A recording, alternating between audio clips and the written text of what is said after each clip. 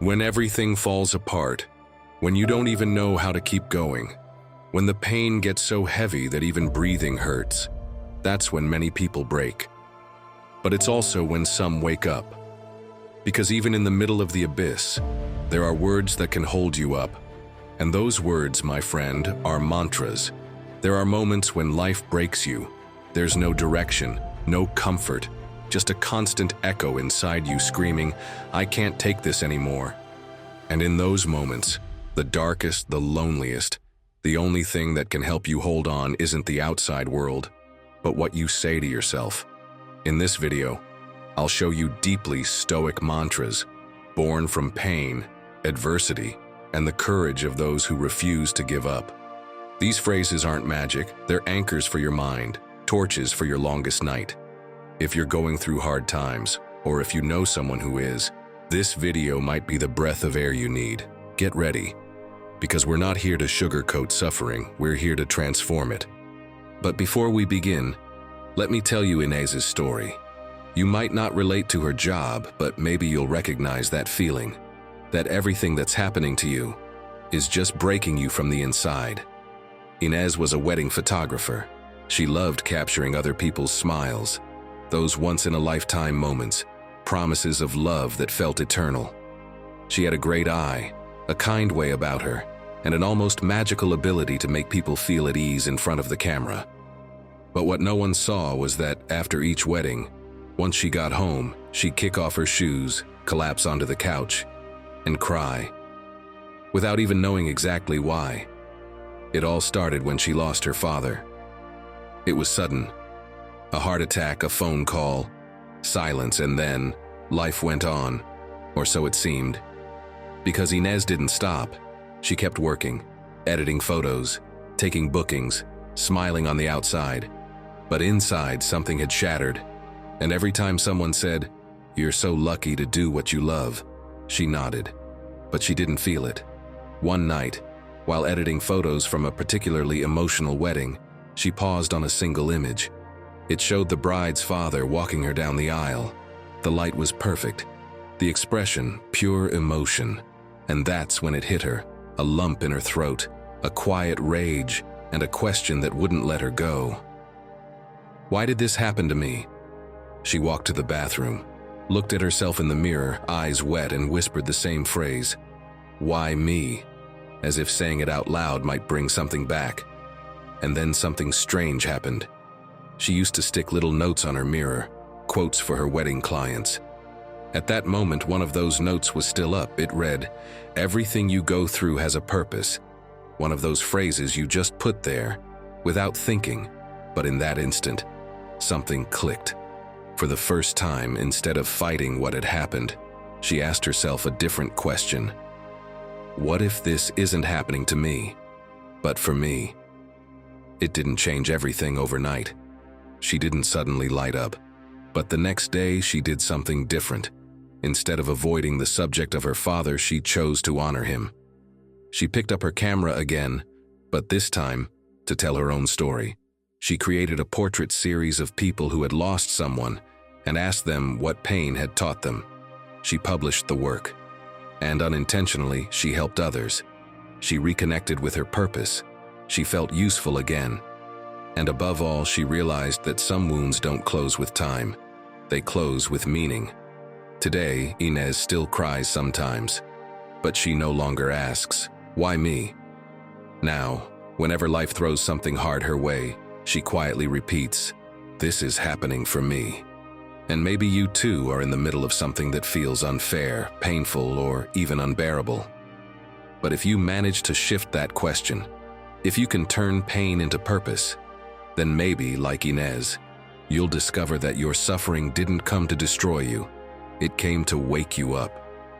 The strange thing is, without even knowing it, Inez had taken a deeply Stoic step, because that's exactly what Marcus Aurelius, Epictetus, and Seneca taught.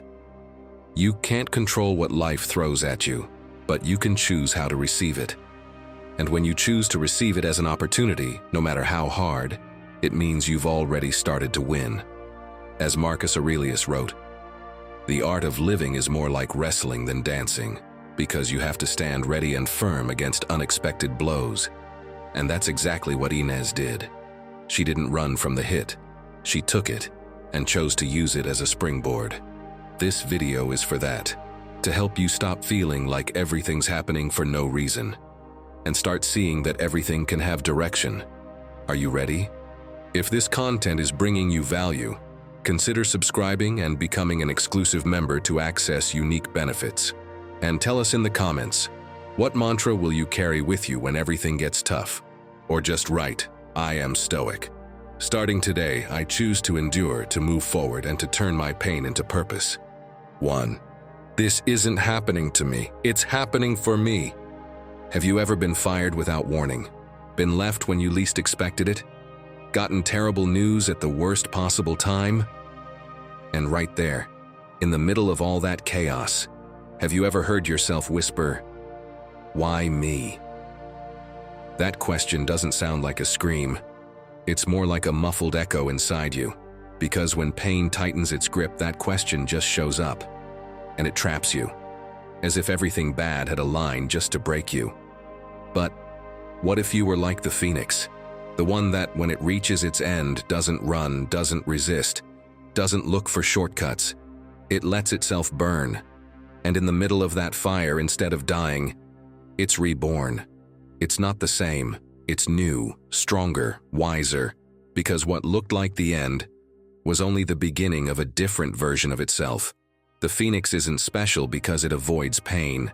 It's special because it transforms it. And that's exactly what Epictetus taught more than 2,000 years ago. He said, it's not things that upset us, but the opinions we have about them. And yeah, maybe that sounds like one of those quotes people hang on the wall. But think about it. The real problem isn't what happened. It's the story you're telling yourself about it. It's not losing the job. It's telling yourself that now you're worthless. It's not someone letting you down. It's believing no one else ever won't. And that story, that's what drains your strength. Next time something collapses in your life, when it feels like the ground is opening beneath your feet, I want you to say this mantra. Don't just think it. Say it out loud, like an anchor. This isn't happening to me, it's happening for me. And yeah, maybe you're thinking, what difference will that make? I used to think all that reframing stuff was just internet nonsense too. I heard Jay Shetty say that changing how you interpret a problem can change your life, and I thought he was overhyping it. But then I tried it, and it turns out, it works. When you change the story you're telling yourself, it changes how you move through life. And suddenly you're no longer a victim. You're someone who adapts, who learns, who grows. What happened doesn't change, but what you do with it does. And that changes everything. How can you start? Write down 3 things that have hurt you in the last few months. They don't have to be tragedies, just things that cracked you a little inside. Then, next to each one, write what you could learn from it. Not what you hope to learn, but what it's actually teaching you. And while you're doing it, repeat the mantra. Just like Inez, the photographer I told you about earlier. She didn't wait to understand why life took so much from her all at once. She just changed the question, and that was enough to start walking a different path. You can also think of it like you're the main character in a movie, because let's be honest, what hero doesn't have a moment when everything goes to hell? Even Iron Man, with all his money and tech, had to hit rock bottom to rediscover who he was. And you can do that too. You don't need everything to be okay to begin. You just need to decide what you're going to do with what you're living through. This mantra isn't a phrase to comfort you. It's a tool to hold on, to gather strength, to look at the chaos with new eyes. Because getting through hard times doesn't always mean having answers. Sometimes, all it takes is a sentence. One like this. One that reminds you that even if you're in the ashes, you can rise again. Now tell me something. What if this thing that hurts so much today is exactly what you needed to become the person you've always wanted to be? Share in the comments what you've been through and how you plan to transform it. Because maybe you didn't choose it, but you do get to choose what you'll do with it. 2. I'm stronger than I feel right now. Sometimes it seems like everyone else can handle everything, except you. But let me tell you something personal. Just so you know, we've all had our low points, and you can get through yours too. There were days I couldn't get out of bed, literally. The alarm would go off and I'd just lie there staring at the ceiling, feeling like everything was too heavy. It wasn't exactly sadness. It was this mix of emotional exhaustion, anxiety, and the sense that I had no fuel left to face another day. But right in the middle of that exhaustion, I started telling myself something. A phrase that felt empty at first, but slowly started to sink in. I'm stronger than I feel right now. It didn't pull me out of bed in one go, but it was the first thread I grabbed onto, and I didn't let go. Because every time I said it, something inside me remembered that moving forward was still possible. And look at me now. I'm here, talking to you. And I know that if it worked for me, it can help you too. Seneca put it with incredible clarity. We suffer more in imagination than in reality. And Dr. Julie Smith, a clinical psychologist I've followed for a while, says it too. Thoughts are not facts. What you feel doesn't define who you are. That's such a crucial truth when you're going through something hard. Feeling weak doesn't make you a weak person. It just means your body, your mind, your soul are processing something, and that's part of being strong too.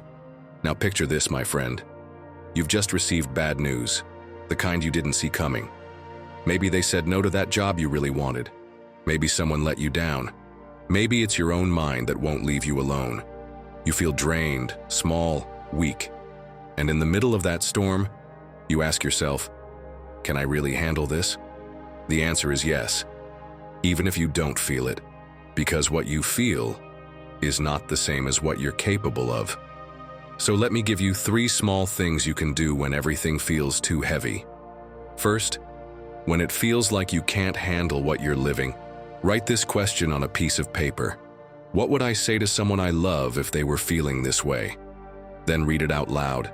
That compassionate voice you'd use with someone else. It's yours too. Second, make a list of battles you've already won. Think of them like levels in a game. Level, got through a breakup. Level, made it through an anxiety phase. Level, stood back up when I thought I couldn't go on.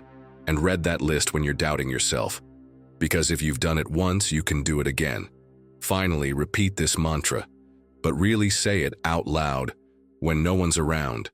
I'm stronger than I feel right now. Think of yourself like bamboo. It looks fragile.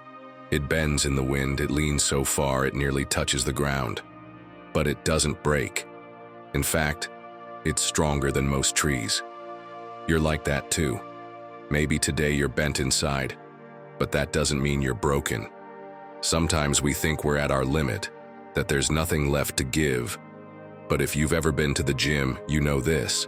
When it feels like you can't lift one more rep, there's always one more. Always. And that's true for your mind, your heart, your life. So yeah, maybe today you feel weak, but that doesn't mean you are. You're just processing. And while you do that, you're also growing. 3, I don't control what happens, but I do control what I grow within me. Some days start off just fine. You wake up in a good mood, full of energy, even with plans you're excited about. But then, one little thing goes sideways, and suddenly everything starts to wobble. Your boss reschedules a meeting at the last minute. A trip you'd been looking forward to for weeks gets canceled. Your partner comes home in a bad mood and you don't know why. And just like that, without realizing it, you start to carry the weight of it all. Like the world is set on bursting your bubble. So now what? Do you turn into a reflection of everything happening around you? Do you react just like everyone else? Or do you choose something different? That's where this mantra comes in. I don't control what happens, but I do control what I grow within me. And repeating it in those moments can make all the difference. Picture yourself as a lighthouse. A lighthouse doesn't stop the storm, it doesn't calm the sea, but it stays where it is, solid, shining. It doesn't sway with the waves. It just does its job. Stay lit. You can be that lighthouse. Even if the wind outside is howling, you get to decide whether you let it inside or not. And that especially when you're going through hard times, is one of the most powerful ways to stand your ground without falling apart. Marcus Aurelius wrote, "You have power over your mind, not outside events. Realize this, and you will find strength." And honestly, he really had that strength. Picture him in a modern airport, surrounded by people stressed out over a delayed flight, everyone grumbling, checking the screen every 2 minutes. And he's just there, sitting calmly, writing in his journal like none of it concerns him. Not because he doesn't care, but because he knows that losing his cool won't change anything. He chooses not to let the outside chaos dim his inner peace. I recently heard Mo Gaudat, former chief business officer at Google X, say something that stuck with me. He talked about creating what he calls a mental sacred space. And no, it's not mystical or complicated. It's more like having a small corner inside yourself where no one else is allowed in. No matter what's happening out there, you decide what you let affect you. That image really hit home. Because when everything's upside down, having that space is like having a secret room where you can breathe, think clearly, and not let the outside world make choices for you. And that, my friend, is a way to care for yourself without checking out. It's how you stay grounded when everything feels overwhelming.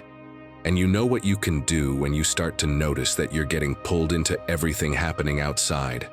Do something simple. Breathe, but really breathe. Fill your lungs, feel the air, feel your body. You can also touch your hand, your chest, anything physical to anchor you in the present. Those few seconds of pause give you back your grip. And right then, say the mantra. Don't just think it, say it out loud. I don't control what happens, but I do control what I grow within me. Because repeating it isn't just decoration, it's how you remind yourself who has the final say over your peace. Hard times don't always disappear. Sometimes, the only way through them is with more calm. Because like that phrase I love says, a quiet soul sees more clearly than an agitated mind. So tend to your inner garden, because it's the only fertile ground that's always under your control. 4. My response is my power. Tell me something, my friend. Has anyone ever said something that caught you off guard and made your whole body burn inside? Have you ever ended up in an argument over something that didn't even matter, just because someone hit a sensitive nerve? And later, you regret it, because deep down, you know you gave them exactly the reaction they were looking for? Now imagine that inside you, there's a universal remote, one only you can operate. You can lower the volume, change the channel, hit pause. You can even turn it off completely if you want. The problem is, we often hand that remote over to just anyone. And of course, later we wonder why we feel drained, angry, or like our mind's in a mess. This mantra is here to remind you that the remote is yours alone. And no one gets to push your buttons without your permission. Musonius Rufus, one of the great Stoic teachers, made it crystal clear when he said, "It's not enough to endure what happens. We must use it as a chance to show our character." And that's exactly what you can do every time something shakes you. Choose your response as an act of power, not as a knee-jerk reaction. Let me give you a real-life example. Maybe it's even happened to you. You're at a family lunch. Someone throws out a jab. What's up with the gray hair? Not planning to do anything about it? You're not getting any younger, you know. Another person piles on. And that tracksuit, didn't you have anything better to wear? Looks like you just took the trash out. You were fine, happy even, comfortable in your clothes, and suddenly your whole body tenses up, because that's exactly what they want, to get a rise out of you. And now it's your call. Do you turn into a volcano and blow up? Or do you become the wise one who chooses when and how to respond? That's where this mantra comes in. My response is my power. Because when you repeat it in your mind, you remind yourself that no one can take away that freedom. The freedom to choose what to do with what you receive. When something gets under your skin, first repeat the mantra in your head. That alone can shift the whole energy of the moment. And there's something else that really helps. Ask yourself this question. What need or insecurity is this person trying to cover up? Because sometimes it's not really about you, it's about their own stuff. Laia Arconis, author of Be the Boss of Your Life, explains this perfectly. She used to get hooked by passive-aggressive comments from coworkers, until one day she decided not to take it personally. She started observing, asking herself what void each person was speaking from. This one needs to feel important. That one wants attention. And instead of blowing up, she responded calmly, sometimes even with humor. Because, as she says, if you let someone with a bad day ruin yours, then the problem isn't theirs, it's yours for giving up control. Second, practice what the Stoics called the conscious pause. Take a breath, zoom out, and say something neutral like, "Let me think about that." That short pause can save a conversation or even a relationship. And one more thing you can do to stay ready. At home, in peace, create your personal power chart. Write down what topics, people, or situations tend to make you lose control fastest. And next to each one, write down a response you'd like to practice. Not to fake anything, but to take charge of yourself. Because if you don't choose your response, it's like being a puppet with anyone able to pull your strings. And my friend, you weren't born to be a puppet. You were born to be the one holding the strings of your life. 5. Today I take a step, even if it's a small one. Come on, say it with me. Today I take a step, even if it's a small one. Just like that. No fancy words. Sometimes the only thing you need to climb out of a hole isn't a perfect plan or some mystical revelation. Just a step. 1. But of course you want to write that book when inspiration strikes. You'll start that project once everything's clear. And while you wait for perfection, you end up doing nothing. Let me be straight with you, my friend. The perfect step doesn't exist, but the possible step does. And if you take it, even the tiniest one, it can change your entire day. It might not fix everything, but it gets you moving. And when you're going through a hard time, just moving already means a lot. Think of a train, one of those long, heavy ones that's been sitting on the same track for weeks. It doesn't just roar into motion. It all starts with a single wheel. It kicks in, turns just a few inches, and with that tiny movement it starts to shift the next and then the next, and suddenly the whole thing is in motion. It doesn't need a burst of energy, just that first nudge. That's exactly what happens with you. One small action, one tiny effort can get everything else going. You're probably thinking, "Yeah, but I'm not motivated." Well, I've got news for you. Motivation doesn't just show up. Like James Clear says in Atomic Habits, you don't need motivation. You need an action so easy you can't say no to it. Want a perfect example of that? Craig Ritchie. He's an athlete, and yeah, you'd think he trains every single day like a machine. But no, that's what's great about him. He shows the opposite. Days when he's tired, when he doesn't feel like it, and he still does something. Sometimes he just goes for a walk. Other times he stretches for a bit and calls it a day. No fireworks, no big moment. But there's movement, and that's what counts. Because he knows that progress doesn't always look like lifting weights or running miles. Sometimes it looks like not giving up, like getting off the couch and doing something, anything.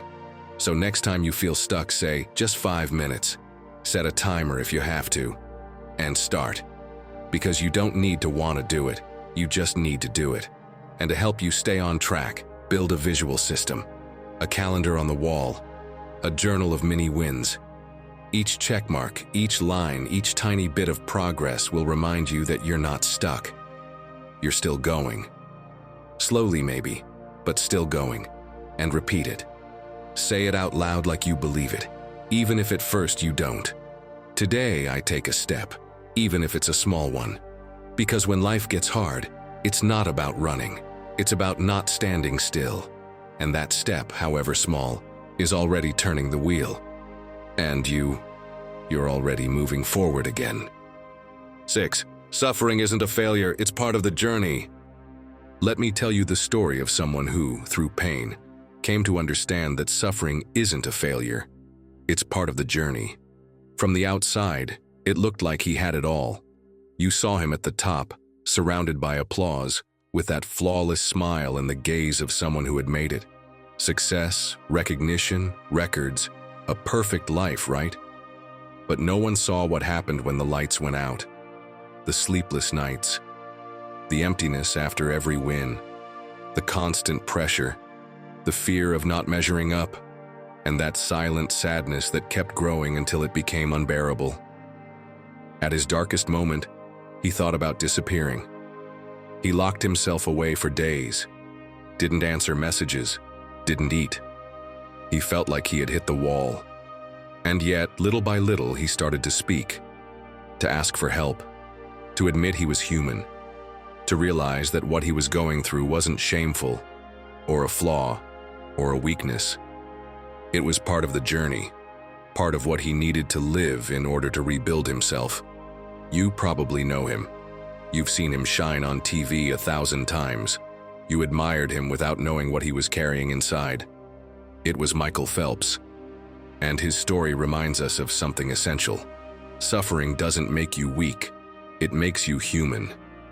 He likely came to understand what Marcus Aurelius once wrote. If you are distressed by anything external, the pain is not due to the thing itself, but to your estimate of it. And this you have the power to revoke at any moment. And no, he didn't say that because life never hit him. He lost children, watched friends die, led through a pandemic and a war. But he understood something crucial. Suffering is inevitable, but how you carry it is up to you. He learned to move through it, not to deny it, to hold on to what he could control, his mind. So if you're going through something dark right now, don't beat yourself up for feeling it. Don't tell yourself you're failing. What can you do instead? Let me offer you 2 things. First, make a wall or a list of the people you admire most. But don't just focus on what they achieved. Look at what they lived through, what they suffered, and how they made it through. That's where the real power is. Second, build your invisible network. 3 people you can reach out to just to share, without pretending everything's okay. No filters. Because talking is also healing. Now take a breath. Remember, you're not broken. You're under construction. And what if what you're feeling right now is exactly what will connect you to your real strength? Just like it did for the greatest? Tell us in the comments what this moment is teaching you. Maybe your story will inspire someone else who needs it too. 7. My worth is being who I am. I'm sure this will sound familiar. You try hard. You wake up early, study, work, do your best to get everything right. But if things don't turn out the way you hoped, you punish yourself. You say, I'm useless, and you believe it. As if your worth were a result you have to earn. But my friend, what if the problem isn't you, but the way you're measuring yourself? We live in a society that scores us like we're taking a test. How much do you earn? What have you achieved? Who did you impress today? And of course, when you don't meet those expectations, you feel like a failure. But there's another way to live, a freer one. Think about this. A tree can go an entire season without bearing fruit. It might look dry, dull, stuck, but that doesn't mean it's lost its worth. No one cuts it down, no one throws it away. It just needs time, care, warmth. You are that tree. Even when you're not producing, even when you're in pause, your worth is still immense. Epictetus once wrote, "Do not seek for things to happen the way you want them to. Rather, wish that what happens the way it does, and you will live serenely." And that's not resignation. It's letting go of tying your worth to what's outside of you, to what you can't control, and starting to place it in what does depend on you, your choices, your attitude, your values. You are not what you achieve, you are what you choose to be. Luckily, we also have modern writers who help us break free from this mindset. Author Borja Vilaseca says, "You are not what you achieve, you are what you dare to look at inside." And he's right. Your worth isn't in the applause, it's in the honesty with which you face yourself, in the integrity behind your actions, in the way you get up after falling down. So when things don't go your way, when you don't land the job, when you mess up, when it feels like everyone else is moving forward and you're being left behind, repeat this mantra: my worth is being who I am. Because it's in those exact moments of doubt that you need to remember it most. Here are 3 practical ways to anchor this mantra in your life. First, use it every time you miss a goal, make a mistake, or catch yourself comparing. That's your signal. That's your moment to say, my worth isn't in that outcome. Second, change your daily checklist. Instead of asking, what did I do today? Ask, who was I today? Was I generous? Was I brave? Was I patient? What you do may change, but who you are, if you nurture it, stays. Third, write a list of your personal values. Name them clearly: respect, courage, joy, perseverance. Use it as your compass, not to judge yourself, but to remind yourself who you are when everything else feels shaky. This mantra isn't just a feel-good phrase. It's a way to hold yourself up when the world tries to tell you you're not enough. It's a way to reclaim your dignity, even when you've got nothing to show for it. In the end, my friend, no one will remember your resume, but they will remember how you made them feel. So choose who you are, and let your worth be seen in how you live, not just in what you achieve. Because you are worthy. You always have been. Even if you forget it sometimes. 8. What happens outside has nothing to do with me. You wake up late, barely slept. Traffic is a mess, the radio's blaring like it's trying to get on your nerves. And just as you're about to park, a message lights up your screen. We need to talk. And that's it. Your body's in the car, but your mind is off fighting 1,000 battles. What could have been just a bad moment suddenly becomes a bad day. Sound familiar? But my friend, what if you didn't open the door to the chaos? Epictetus said it clearly. He who controls his mind is freer than one who conquers cities. And let's be honest, conquering cities? These days, just surviving a Monday morning feels like a heroic feat. But the idea still holds. Your freedom begins the moment you choose not to let the outside world invade your inner one. So how do you do that?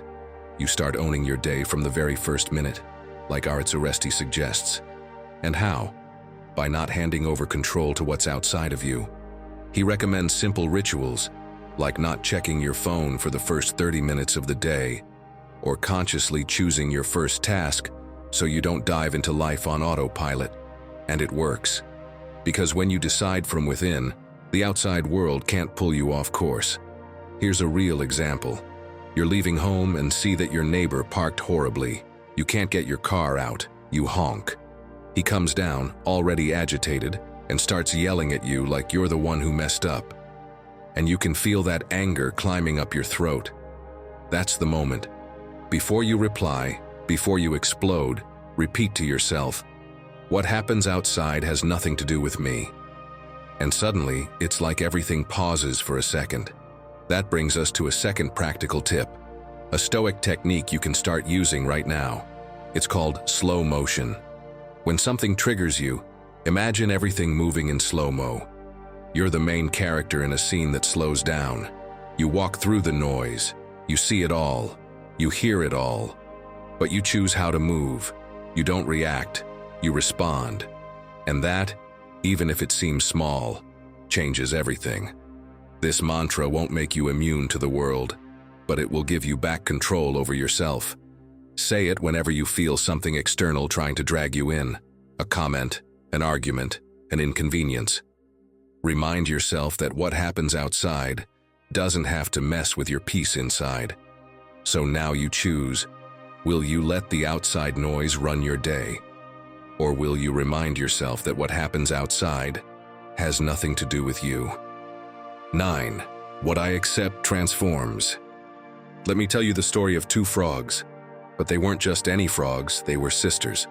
They'd grown up together, hopping between puddles, dodging dangers, and dreaming of exploring beyond the pond. Until one day, while playing near a farm, the unthinkable happened. Splash! Suddenly both fell into a deep bucket filled with thick milk. The walls were smooth, slippery. They tried to jump, swim, scream. Nothing worked. All they could do was float and kick. The first frog started to give up. "This is pointless," she said. "No matter what I do, I won't get out of here." And she stopped moving. Her body slowly sank, as if accepting the end. But the other one didn't. Even though everything hurt, even though she was just as scared, she kept going. She kicked, twisted, thrashed her legs with everything she had. Not because she knew how to escape, but because she wasn't going to give up. Minutes passed, then hours. And just when it seemed like there was no strength left, something strange happened. The milk began to thicken. Her legs, unknowingly, had started to churn it. Plop. She hit the bottom. It had turned to butter. She pushed herself up and leapt out. The difference between them? One got stuck fighting the inevitable, while the other accepted it. She didn't resign. She accepted it. And from that acceptance came transformation. That's the power of this mantra. What I accept transforms. Because when you accept that something is happening, you stop resisting it. And once you stop resisting, you start moving. Think about it. How many times have you gotten stuck replaying a conversation that already ended?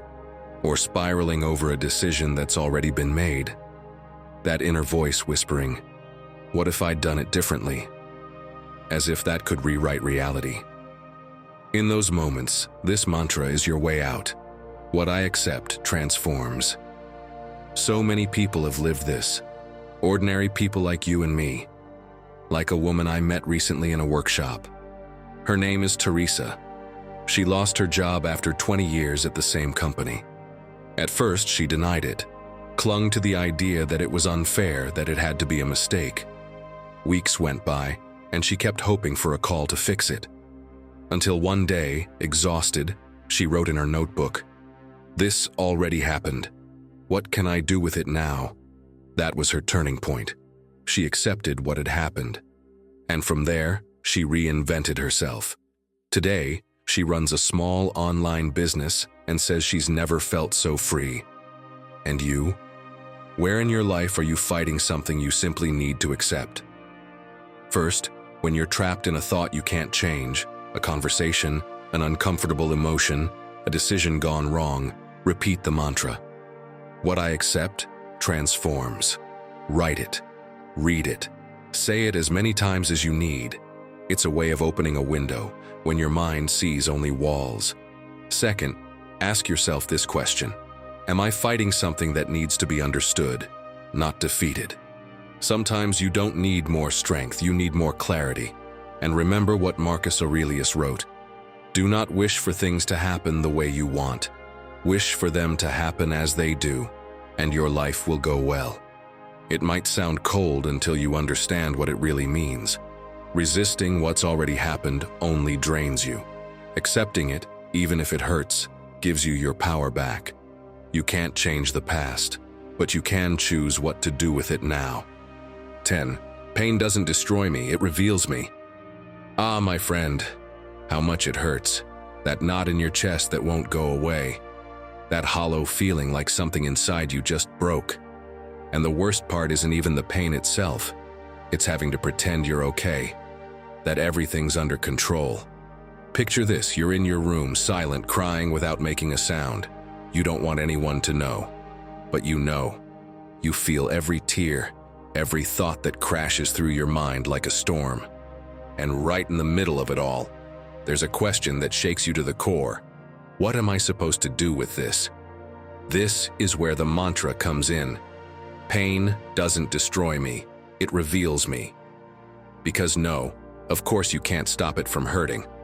But you can decide what to do with that pain. You can let it pull you under, or let it teach you something. The perfect example? Coal.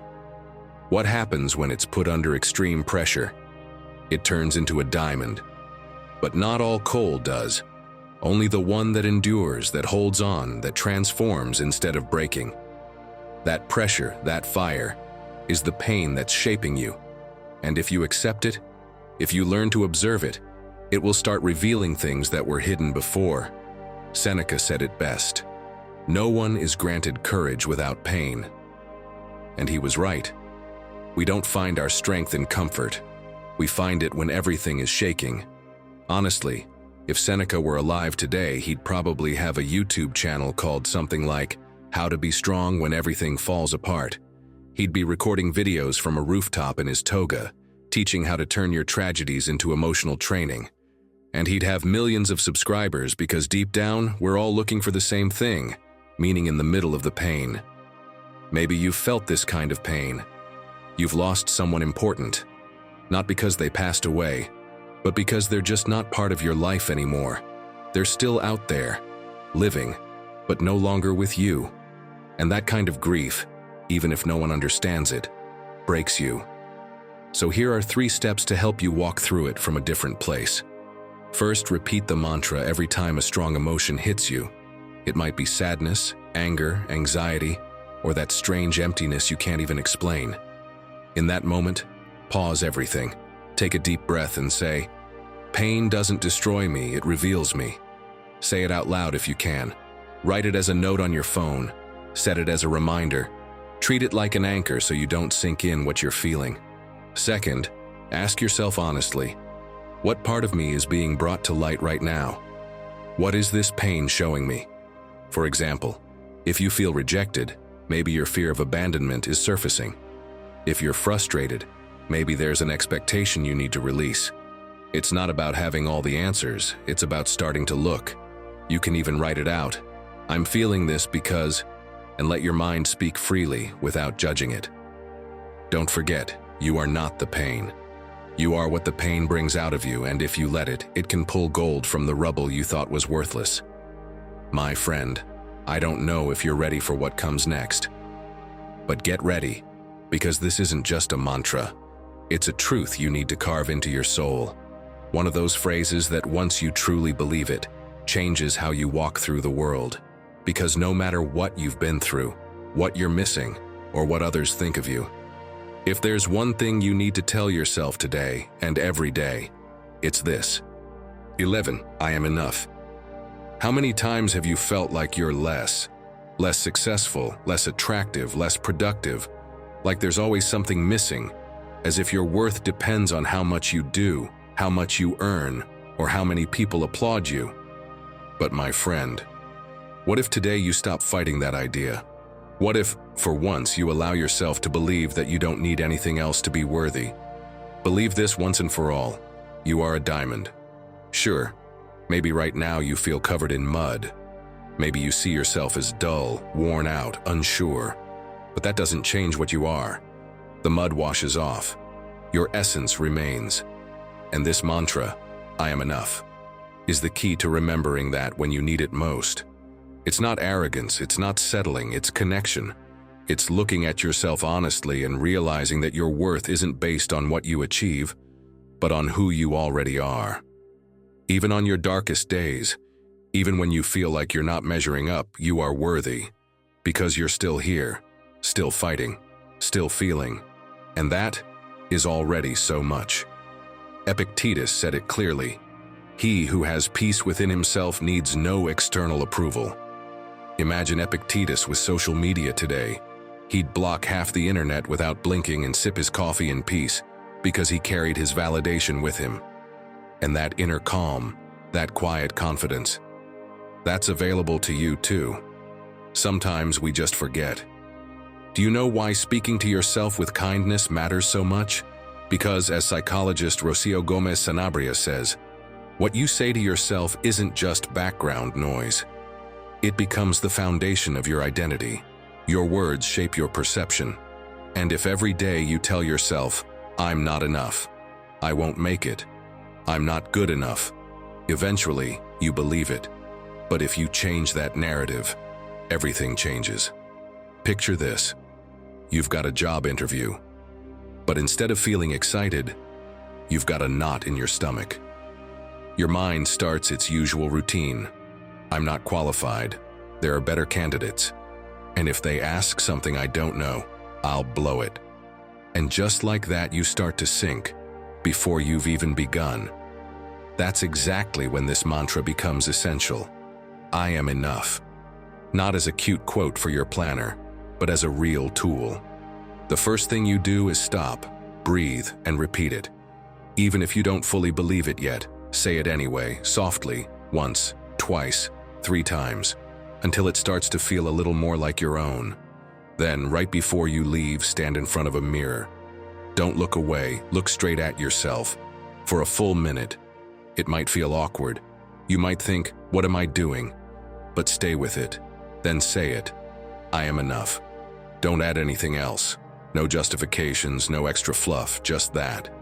Because that's your foundation. And before you go, try this. Take a sheet of paper and write down 3 things you don't need in order to be worthy during that interview. For example, you don't need to know all the answers. You don't need a perfect resume. You don't need to impress everyone. Write it, read it, remember it. Because you're not going there to prove your worth. You're going to act from it. That's what it means to live this mantra in real moments, in everyday situations. Not just in motivational quotes, but when your mind is trying to sabotage you. And when you use it then, when you let it become your inner voice instead of your inner critic, that's when it truly starts to work. Getting through hard times doesn't mean the pain disappears. It means that even with everything against you, you choose to hold on. That instead of giving up, you speak to yourself with strength. These mantras aren't just nice phrases, they're anchors. They're the bridge between chaos and your inner calm. And when you repeat them, when you make them part of your life, you discover something powerful. You don't need everything to get better in order to move forward. You just need to remember who you are. If you've made it this far, write it down.